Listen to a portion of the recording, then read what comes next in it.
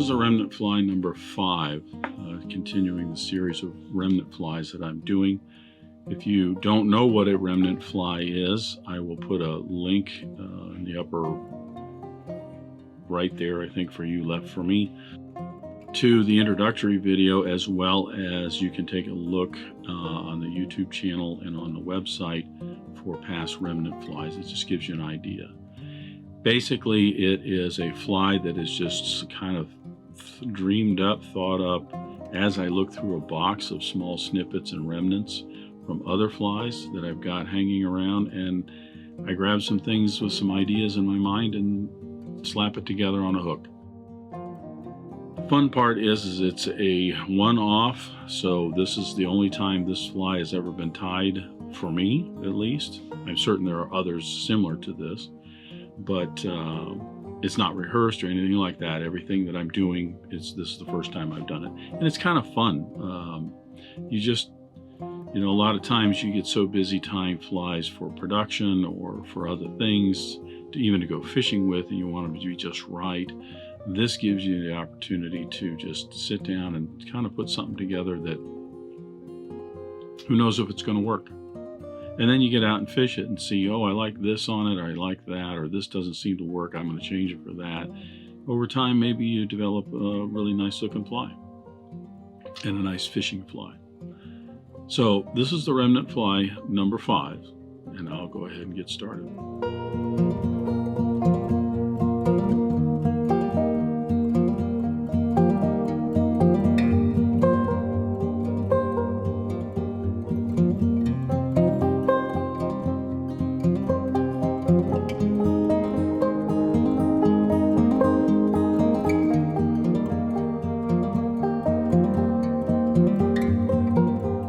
Start the Remnant Fly by putting the hook in the vise. This is if I'm not mistaken, it's an Arex hook, but I think it is a TP610 trout predator in a size 1.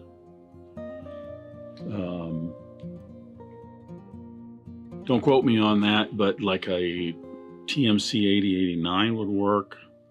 Mustad 3366. This is kind of a wide-gapped predator hook. And again, I don't know how well this whole fly is going to come out, but that's the whole point of the Remnant Flies. This particular fly more or less started by running across some of these Hareline double pupil dumbbell eyes. I like these. They show up very, very well in the water. I think they're very attractive. Anyway, so that's kind of what I started with, and my head started getting around a Clouser style hook point up fly, and so I just picked out some pieces and parts based on that. For thread, I'm going to use a UTC 140 in a Chartreuse.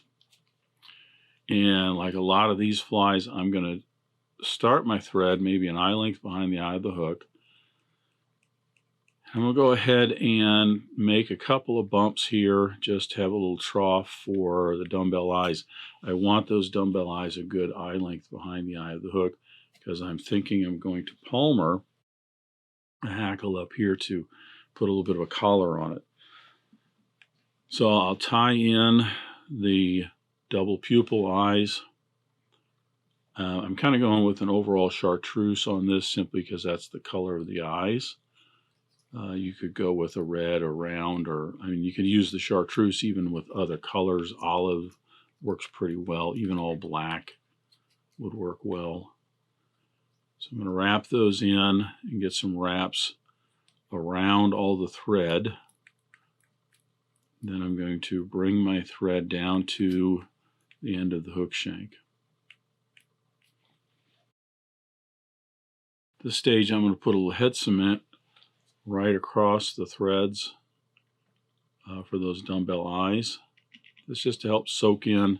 It'll help keep them stable, keep them from rotating around. So the thought was to look for some tail material, and I originally was looking at some like craft fur or pseudo hair or something like that.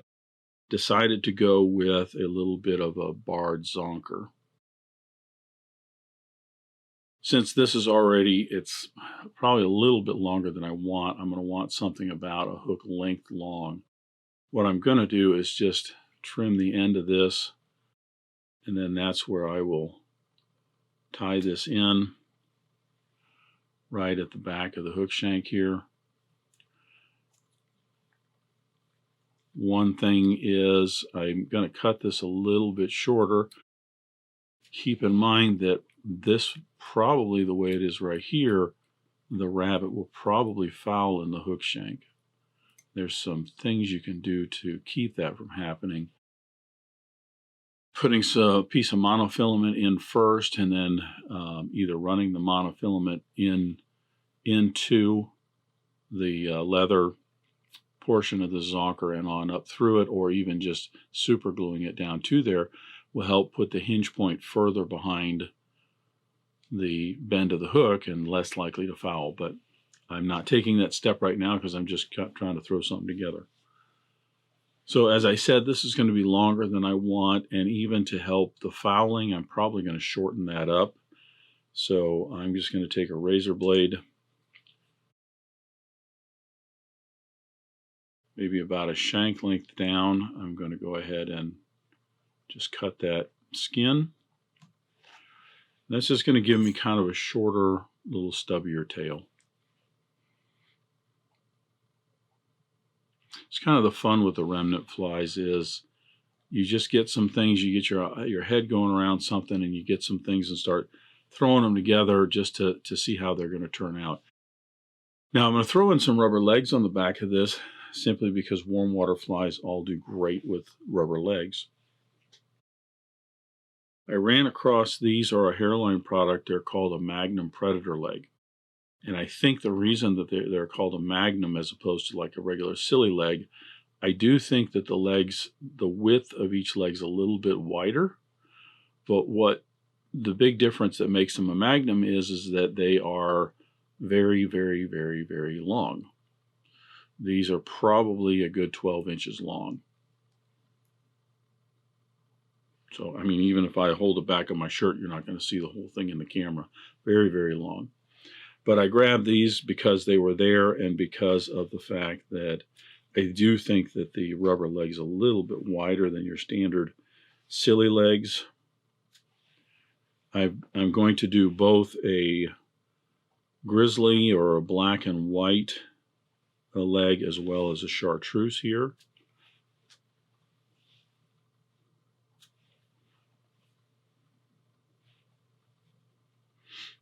So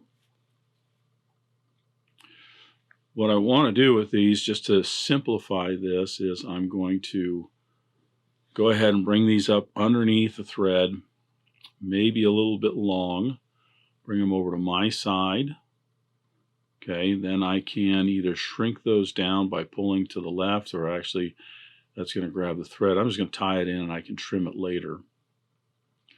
With that just anchored with that one wrap, I'm going to wrap forward 2 or 3 wraps just to secure those in, and then come back down. When I get to where I first wrapped those in, I will bring these down along the other side, and then I will just wrap those in right there. And then putting a few wraps over everything just to secure it down. Again, you know, like a lot of flies, you could throw in some extra wraps of, or excuse me, you could throw in some head cement along this just to help bind that in if you want. For now, I'm going to leave both of these long and trim them when I finish the fly. I'm just going to trim those there. I'm going to save these because I think I'm going to tie in some more. So for the body for this, I just decided to go with a little piece of Estaz, and that is mostly to cover just the shank behind the eyes right here. Before I put that in, I'm going to actually tie in by the tip this little short Grizzly Schlappen. I'm going to palmer that forward, kind of like you would a woolly bugger. It's going to be narrower in the back, and that's fine. I'm thinking this is going to be either baitfish kind of looking thing or possibly sculpin-ish looking thing, depending on where you're fishing it, how you're fishing it. I'm going to lash the tip of that down to the hook shank, getting my thread all the way back down. I'm going to take a moment here. I've got a little bit of a step right here. Probably should have extended those legs further up so that I have a little bit more taper. So I'm just going to take a little quick moment here to put in a little bit of a thread dam right here to try and get rid of that step. Maybe come up here and put a few tight thread wraps on those legs to squish all that down. It's just going to help the Estaz when I wrap that forward. It's going to give me a little bit smoother body, less of a bump there that I have to work around.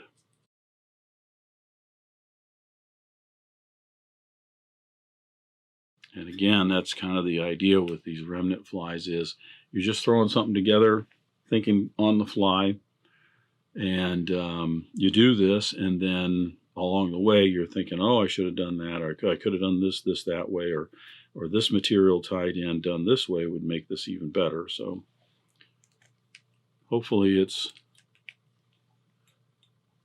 getting your brain working a little bit, thinking about, oh, that's kind of cool the way that was happened, and you could do this and you could do that. So with all that tied in, I'm going to get my thread right behind the dumbbell eyes. I am going to throw some head cement along this to anchor that down. The other thing this does for me is it is going to help secure that Estaz a little bit to the body. Take my Estaz, start palmering that around. As I'm coming around each time here, just on the sides and the top, I'm going to stroke some of those fibers back.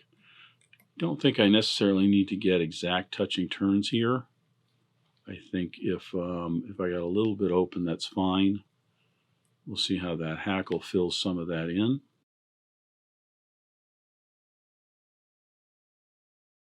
In fact, I don't even know if this Estaz piece that I have here is going to be long enough. I may have to scrounge another little piece out of my bag of tricks. And it's not quite long enough.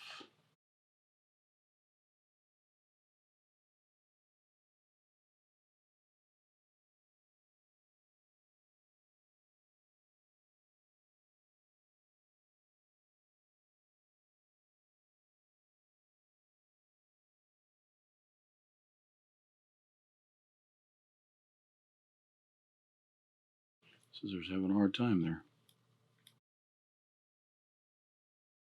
So here's my little bag of Estaz and pearl chenille cutoffs and everything else.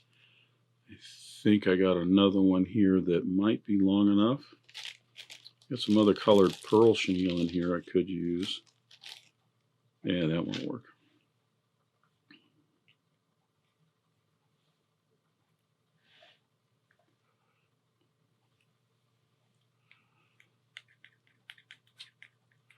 Nice thing about a lot of warm water flies is you don't have to be quite so perfect and delicate with them, because sometimes the messier the better. Again, just to help secure that a little bit, I'll put some head cement down there.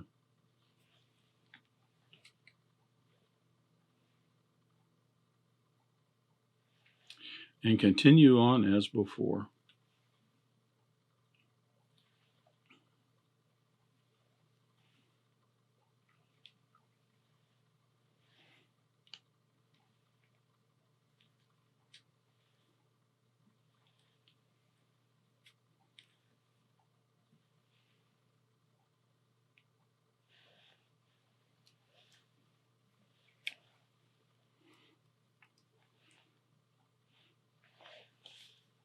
Go with a little bit longer Estaz if you wanted on something like that, so you'd have a longer fibers in the body. I wanted something short. I wanted just a tight little body.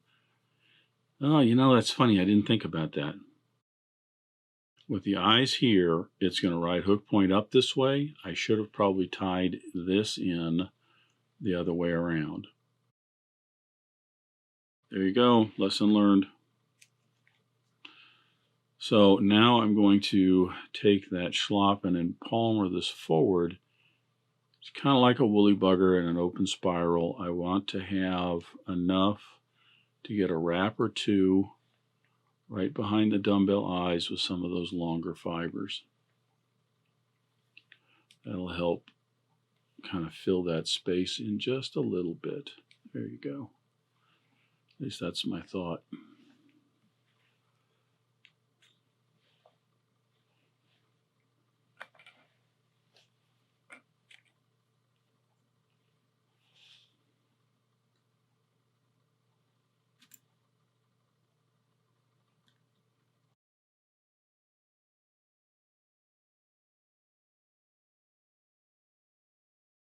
If I had thought about this a little bit more, that's not bad. That's going to flow pretty nice, actually. If I thought about this a little bit more, I might have gotten some dubbing to crisscross around the eyes here. I've got a hen hackle here that I want to palmer a few times right in front. And since I don't have any dubbing with me, I didn't grab any. What I'm going to do instead is use some of the fluff from the lower portion of this feather to kind of make a pseudo makeshift dubbing. And that's just to fill in the space just a little bit, to cover it up, fill it in. And again, this is, these flies are done kind of off the cuff in regards to just slapping some things together and doing things as you go, problem solving it as you go, just to see what you come up with. So this kind of fits in it, but interesting pattern, might be worth redoing again at some point.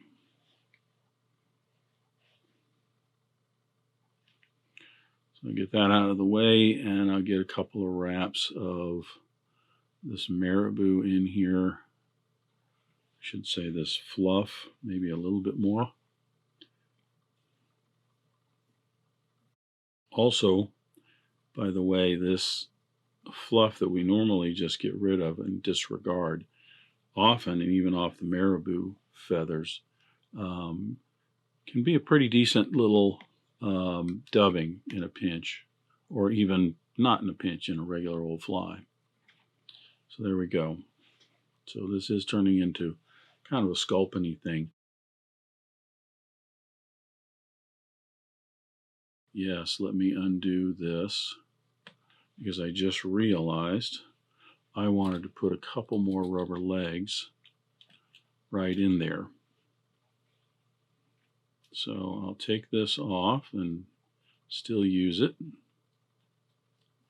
This is the advantage of not waxing your thread when you're putting your dubbing on, because you can, if you make a mistake or something like that, you can take it off and still use it. Whereas if you've waxed it, now you've filled it full of wax. But I had forgotten I wanted to put a couple rubber legs right up on top here. So, like I did before, I'm going to bring these up underneath the thread wraps, right on top, just down that side of the hook, maybe about halfway down the tail or so. I can trim those. Going to get a wrap or two in to secure those, and then bring them around to my side with a wrap or two on to continue to secure those. And I'm going to trim those to about halfway down the tail.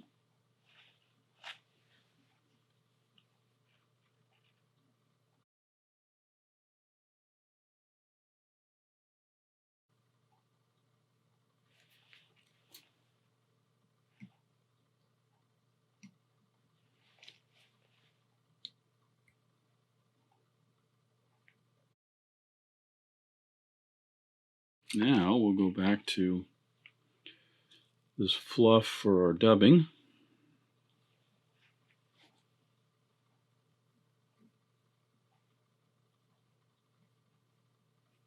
Doesn't have to be super thick. Better off with a skinny, somewhat longish dubbing noodle.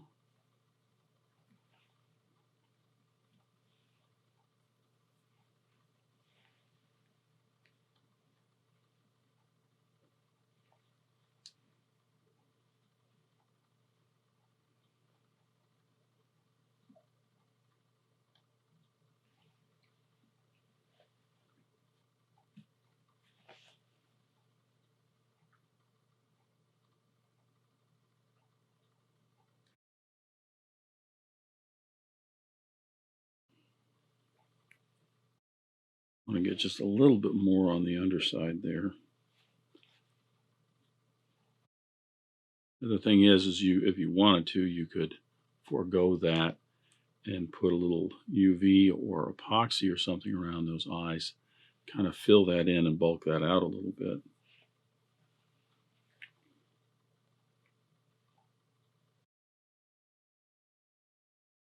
There we go. That fills it in just a little bit more. All right.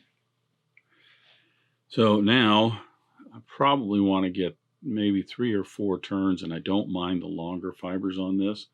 So I'm going to stroke those fibers back from the tip here. Just cut that out. Tie in that little tip as an anchor right there. Right tight up against the dumbbell eyes. Back out to the eye of the hook. Then here, I can just go ahead and start palmering that around. Stroking the fibers back. Actually, that didn't go in quite right. I've got the curved face out and it's not palmering the way I want it to. I should say it's not wrapping in the way I want it to. So I'm just going to go ahead and take a moment.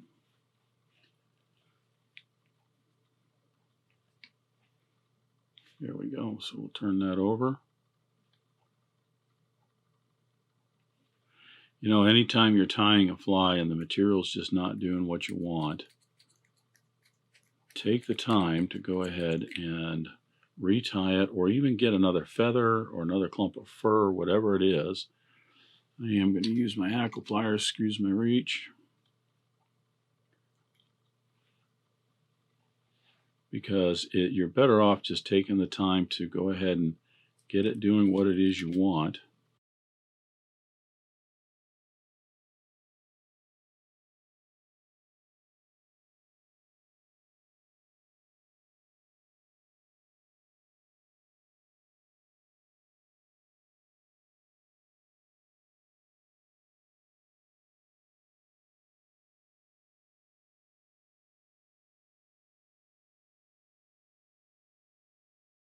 Don't think I'm going to be able to pop that off too easy, so I'm just going to cut this off.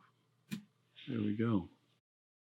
Now I'm going to sweep all of this back, and I'm going to start at the eye and wrap backwards, and I'm just putting a little bit of a head on this. That's simply to build it up, give it a nice transition from the eye of the hook, and it does kind of sweep and lay some of those fibers back down.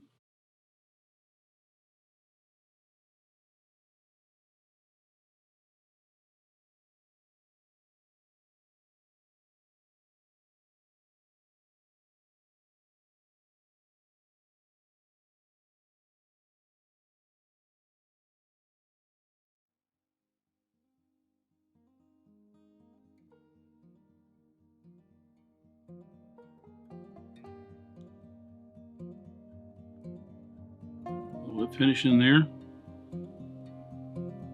Put the thread away. You could potentially even trim some of these hackles around from the eyes, but I think as this thing swims in the water, a lot of this is all going to kind of lay back down, looking flat like this, and those eyes are going to pop right out.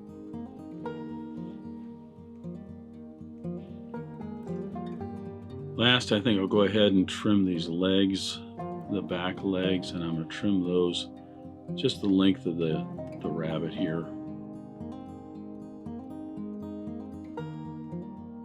There you go.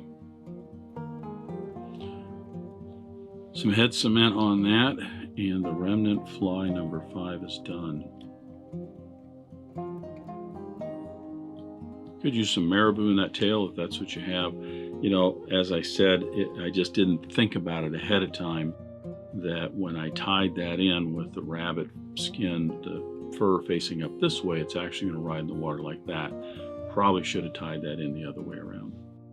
And if I were going to tie a bunch of these for fishing, I probably would even put in the monofilament that I mentioned just as a little bit of protection to keep this from fouling up in there. But that said, who knows? I'll get this out on the water in this next coming year and see how she swims and how she fishes, and we'll go from there.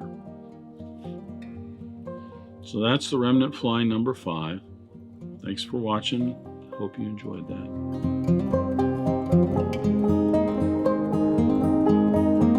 Thanks for joining me at the Vise today. I hope you learned at least a new pattern, if not a new technique, maybe a tip or trick here and there. If you have any questions about this fly or any of the techniques used in constructing this pattern, please leave them in the comments section down below. If you go to the trouble to ask a question, I'll go to the trouble to answer it. If you'd like to help dressed irons, please share this video with your friends and anybody you think that might enjoy this pattern. Until next time, remember, it's fly tying. If you're not having fun, then you're doing it wrong.